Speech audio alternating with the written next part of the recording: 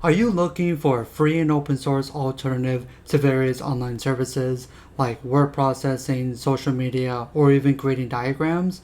Well, do I have something for you. It's called trom.tf, and I'm going to tell you all about it. Here we go.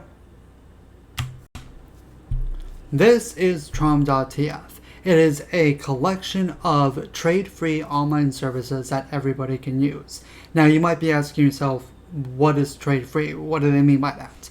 Well, if you click on that link, it takes you to a website where they explain it. In short, what they mean is the people that provide the service shouldn't ask for anything in return, and the people that use it shouldn't have to give anything in return. Whether that's money, data, or what have you, you can just use the service with no questions asked, no strings attached, and it's completely free. Now, made by a very small team of people, and they go into the whole detail of what they believe trade is, why it's bad, what's the deal with trade free, and I'll leave you to read that on your own. Today, I'm just focusing on the services they provide, but just know that this is here if you want more information on what they mean by trade free. So getting back to the actual services, they provide a whole host of different applications really for you to use, and I'm not going to go over every single one of these because that would take a lot longer than just a 20-30 minute video, however long this is going to end up being.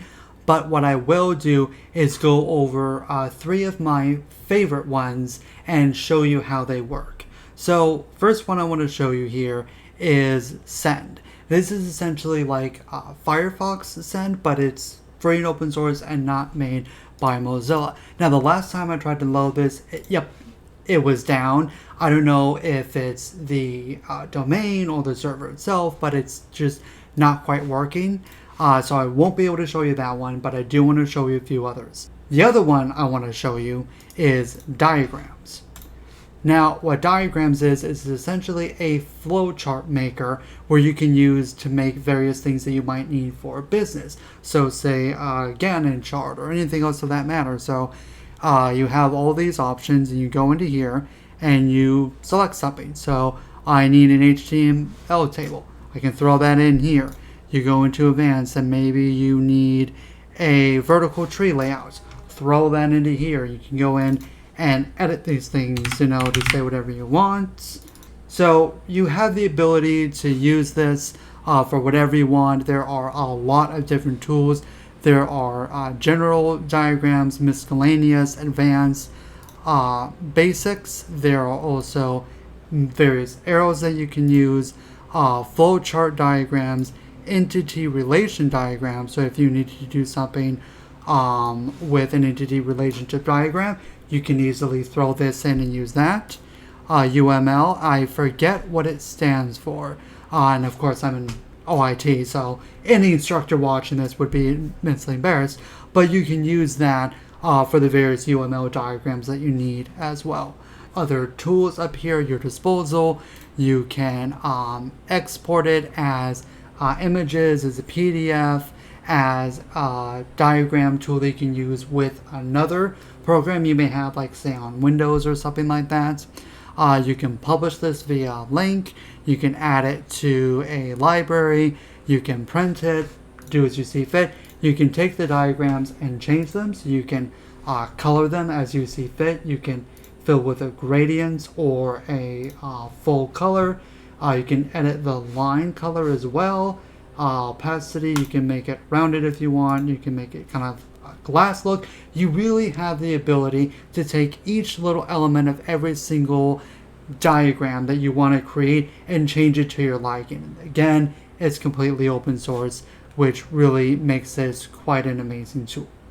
So since I'm unable to show you Send, I'm instead going to show you something else, and that's Search. Now, this is actually already based on a service that exists called SearchX, which is a free and open source search engine that you run on your own server, and you provide the URL or domain for someone else to connect to and use it. And it's very customizable. If you go into here to preferences, you can block various search engines. So how it works is, instead of just relying on, like, let's say DuckDuckGo, where they use, and there's mixed information whether they use Yahoo or Bing, they actually use Yahoo for their search index. Here, you can choose multiple search engines for your search index. So if I went back over to search and I did something like IGN. So their services are a bit off today. I think they might have some things they're working on server side, so I'm not quite able to properly show you search X. But normally what you would get is a list of various search results from various search engines. So if I can try to go back here and go into preferences, you would see search results from Bing or from Archive.is, Wikidata, eTools, Google, Gigablast, and it would show, hey, here it is, here's where it comes from, here's this link, here's where that comes from, and you can allow and block various search engines as you see fit.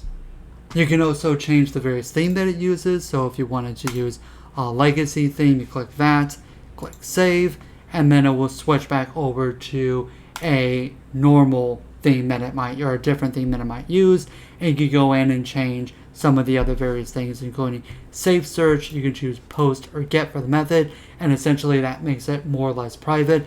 Post means that your search results won't show up on your web browser. Get means that the search results will, and like the history. You can proxy your image search results if you wanted to. You can change how autocomplete is handled through either Google, DuckDuckGo, Swisscows, Quant, this and that and the other thing. But essentially, what this does is provide you a very customizable and open source search engine if you're not a huge fan of, say, DuckDuckGo or Startpage or any of the other privacy-based search engines. And the final thing I want to show you here today is Office. Now this is quite incredible because I once had a Nextcloud instance up on my Raspberry Pi before I broke it, which was totally my fault. And one of the things I was really looking forward to was having an online Office suite. Not that I really needed it, I just thought it would be really cool to be able to access and edit files online instead of doing it on my computer. And this not only allows me to do it, but because it's open source, I actually trust what's going on here. So what you can do is you just click on one of these things that you want to be able to load up. So in my case, I'm going to say rich text, which is just like a Word document.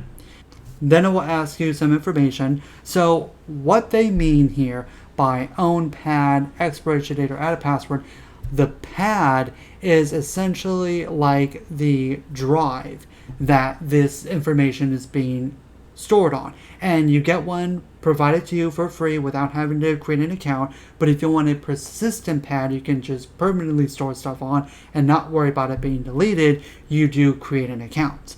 You can set an expiration date for the file if you want, and even add a password if you want to make it more secure. You can do a blank template or add a new template. It's completely up to you, but I'm going to choose no template for the purposes of this video. And here we are, and basically this is what it looks like. And you can see that there is a spell checker included, but it is a little tricky trying to figure out how to actually get the spell checker working properly. I think you have to go into here into one of these various tools, and I haven't used this that much, so I'm not familiar with where everything is, but there should be a tool in here that provides spell checker for your various documents.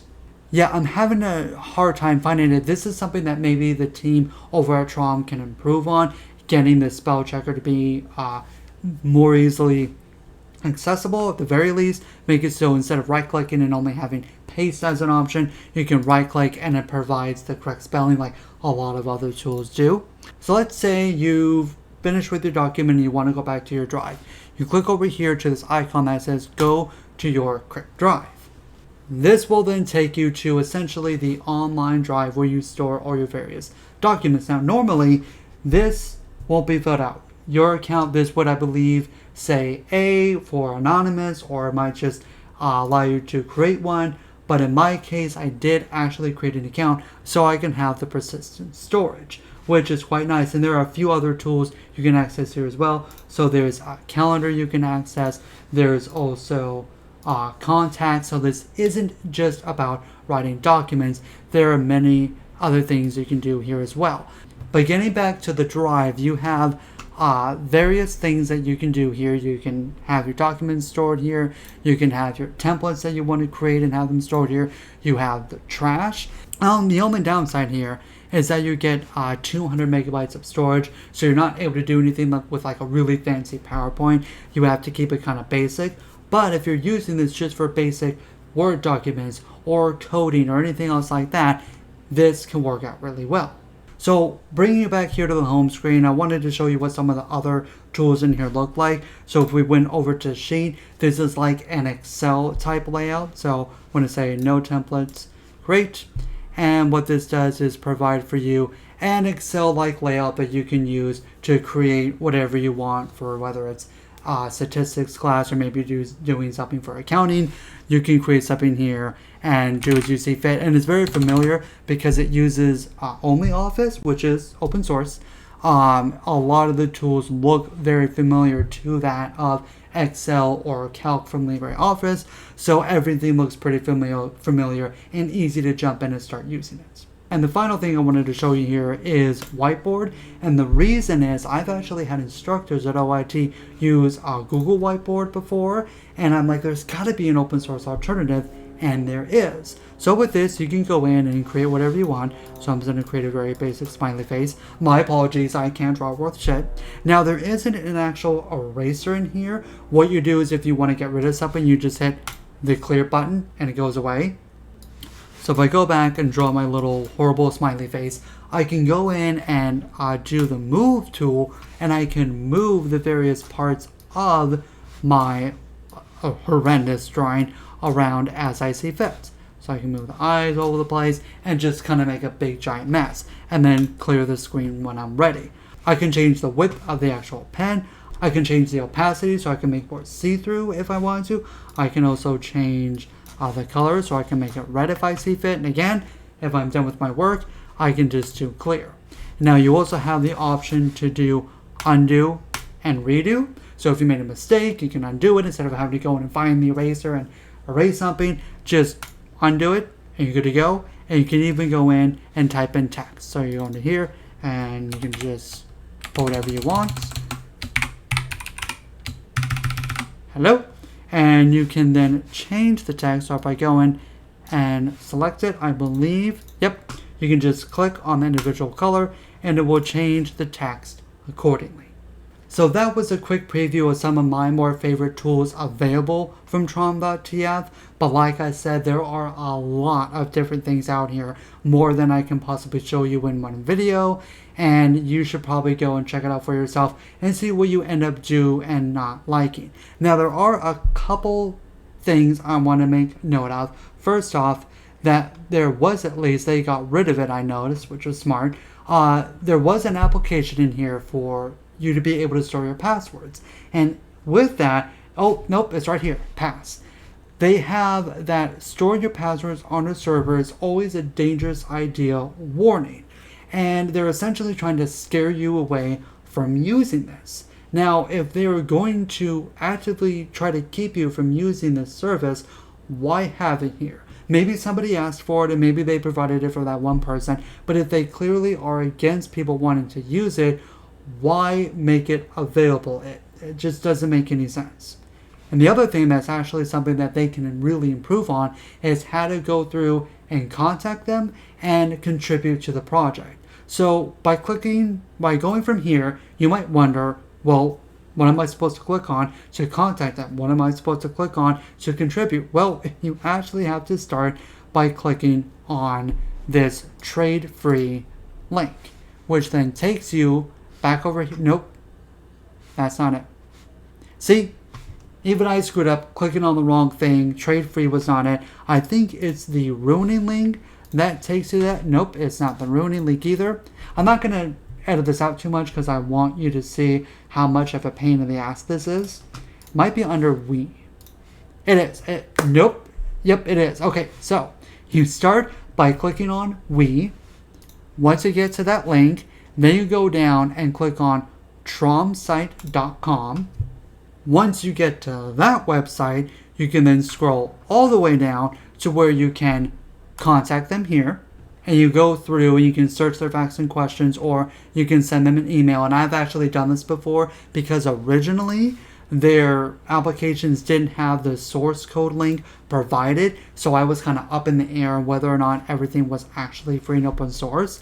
And after emailing them and asking them if it was open source, not only did they say yes, but they went in and added these links to all their apps, which I thought was pretty incredible. But getting back to this, send them an email, you want to contact them, that's how you do that. If you want to then contribute, you do click on this link here. Oh no, not that link. There are just so many dang links here. Here, if you want to get involved with the project, click here.